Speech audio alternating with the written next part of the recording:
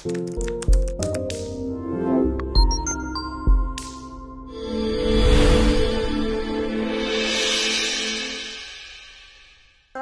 warahmatullahi wabarakatuh. Baiklah, pada kesempatan kali ini kita akan membahas materi tentang determinan sosial dan determinan biologi. Baiklah, outline presentasi pada kali ini, yang pertama determinan status kesehatan, yang kedua determinan sosial, dan selanjutnya determinan biologis. Determinan status kesehatan.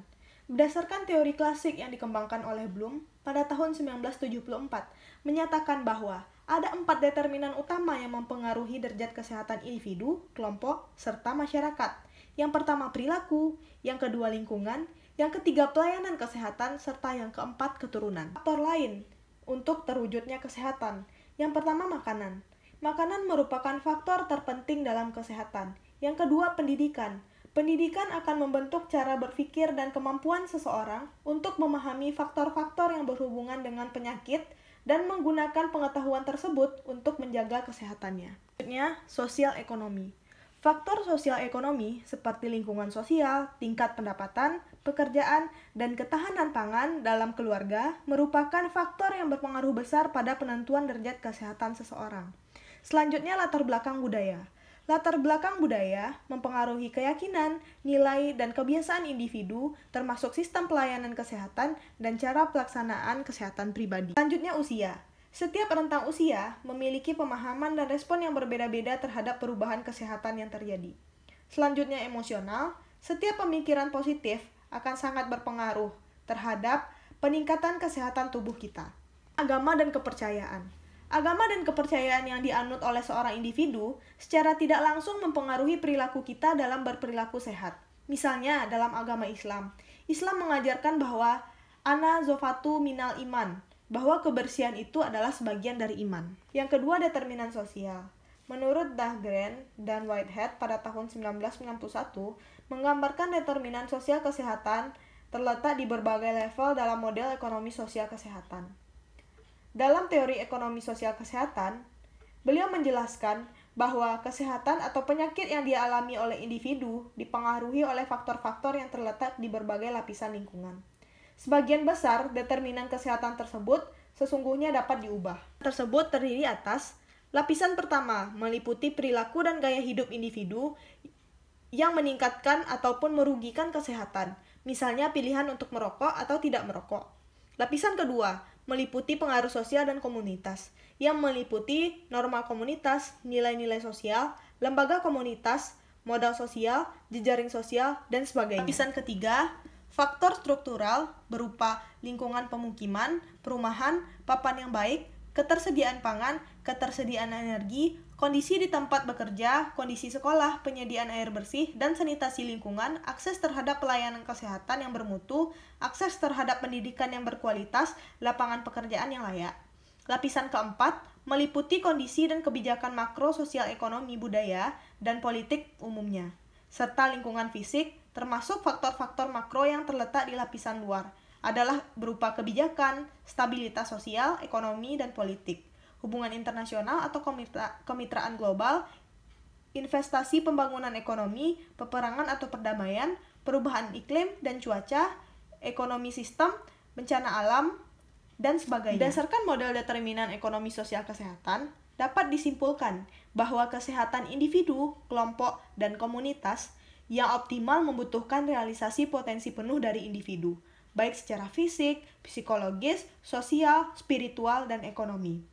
Pemenuhan ekspektasi peran seseorang dalam keluarga, komunitas, tempat bekerja, dan realisasi kebijakan makro yang dapat memperbaiki kondisi lingkungan makro. Yang ketiga, determinan biologis. Determinan biologis adalah keyakinan bahwa perilaku manusia dikendalikan oleh suatu gen individu atau beberapa komponen fisiologi yang dimilikinya, yang pada umumnya mengabaikan peran lingkungan, baik dalam perkembangan embrio ataupun dalam pembelajaran. Konsep dasar timbulnya penyakit. Penyakit adalah kegagalan mekanisme adaptasi suatu organisme untuk bereaksi secara tepat terhadap rangsangan atau tekanan sehingga timbul gangguan pada fungsi dan struktur organ atau sistem tubuh.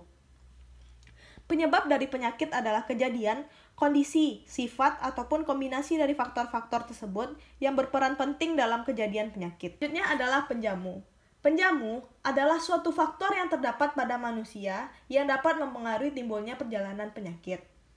Ada beberapa peran penting dalam proses terjadinya penyakit pada penjamu, yaitu faktor keturunan. Ada beberapa penyakit keturunan yang dapat ditularkan dari kedua orang tua, misalnya asma serta diabetes mellitus. Selanjutnya, mekanisme kekebalan tubuh atau disebut juga dengan imunitas. Daya tahan tubuh seseorang tidak sama, namun faktor imunitas sangat berperan penting dalam proses kejadian penyakit pada seseorang. Dan sebaliknya, bila host memiliki imunitas, maka akan terhindar dari suatu penyakit. Selanjutnya ada bibit penyakit, atau disebut juga dengan agen. Merupakan suatu substansi tertentu yang keberadaan atau ketidakberadaannya diikuti oleh kontak efektif pada manusia, dapat menimbulkan penyakit atau mempengaruhi perjalanan suatu penyakit. Agen terdiri menjadi dua, yaitu agen biotis dan agen abiotis.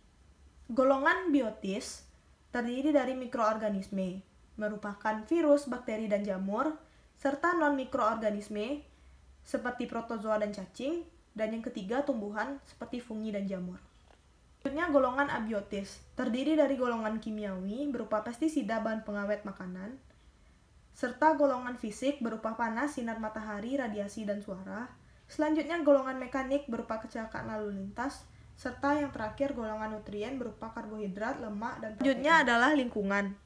Lingkungan merupakan segala sesuatu yang berada di sekitar manusia yang mempengaruhi kehidupan dan perkembangan manusia. Lingkungan terdiri atas 3 macam, yaitu lingkungan fisik, lingkungan biologi, serta lingkungan non-fisik. Selanjutnya adalah model jaring sebab akibat. Menjelaskan bahwa penyakit terdiri dari beberapa faktor yang menjemuk. Faktor atau komponen tersebut saling berkaitan dan membentuk jaring sebab akibat yang cukup rumit. Dari gambar tersebut, dapat diambil kesimpulan bahwa suatu penyakit tidak tergantung pada suatu sebab yang berdiri sendiri, melainkan akibat dari proses sebab akibat. Dengan demikian, timbulnya penyakit dapat dicegah dengan memotong rantai tersebut. Model ini cocok untuk mencari penyakit yang disebabkan oleh perilaku dan gaya hidup. Sekian presentasi tentang determinan status kesehatan dan status biologis. Terima kasih atas perhatiannya. Assalamualaikum warahmatullahi wabarakatuh.